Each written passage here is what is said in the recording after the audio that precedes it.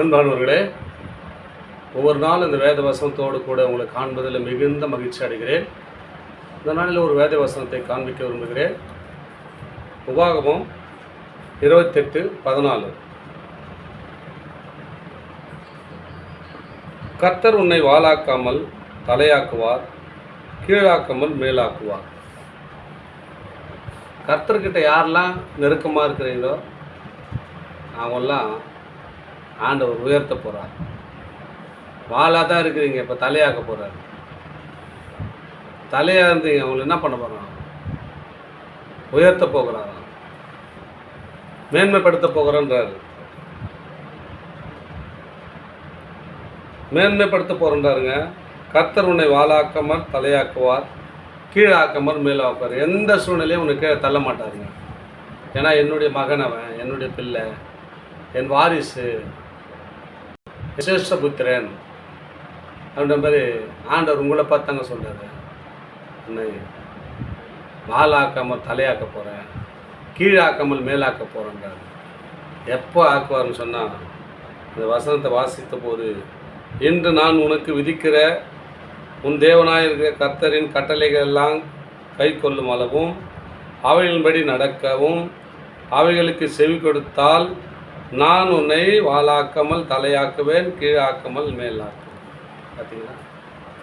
இன்று நான் விதிக்கிற கற்பனைகள், தாய் தகப்பனை கனம் பண்ணுவாயாக, பொய் சொல்லாதிருப்பாயாக, களவு செய்யாதிருப்பாயாக, அநேக கற்பனைகளை ஆண்டவர் வச்சிருக்காருங்க.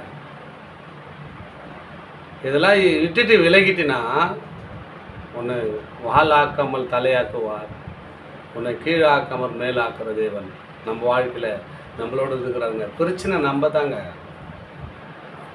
ஆண்டவர் எல்லா ஆசீர்வாதத்தையும் மேலே வச்சுருக்காரு. என் மகன் கேட்கலேன்னு கேட்குற முறையில் கேட்கணும்.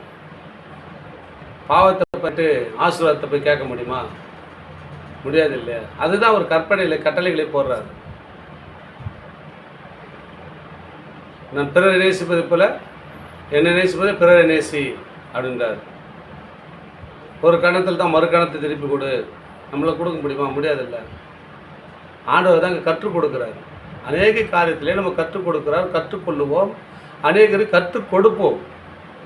காரணம் என்னென்னா, அவர் உன்னை வாளாக்காமல் தலையாக்க போகிறார்.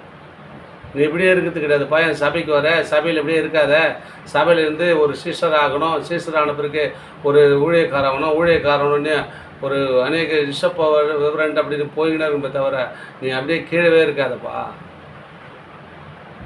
ஆண்டவர் சொல்கிறார். உங்களை பார்த்தாங்க பேசுகிறாரு. என் அன்பு மகனே, அன்பு மகளே, ஊழியத்தில் நீ வளர முடியாதபடி இருக்கலாம், உனக்கு கீழே தள்ளப்பட்ட நிலைமை இருக்கலாம், வேலை செலுத்த தள்ளப்பட்ட நிலைமை இருக்கலாம், உயர முடியலன்னு வேதனோடு இருக்கலாம், வாழ்க்கை பிரச்சனை நீ தள்ளப்பட்ட நிலைமை இருக்கலாம். ஆண்டவர் உங்களை பார்த்து தான் சொல்கிறார். நான் உன்னை வாளாக்காமல் தலையாக்க போகிறேன், உன்னை கீழாக்காமல் கீழே கிடக்குற இப்படி இல்லைப்பா, கீழாக்காமல் மேலே தூக்கி திக்க வைக்க போகிறேன். ஏன்னா என்னுடைய மகன், என்னுடைய மகள் என்று உங்களை பார்த்து சொல்கிறாருங்க ஆணித்தரமாக ஆண்டவர்.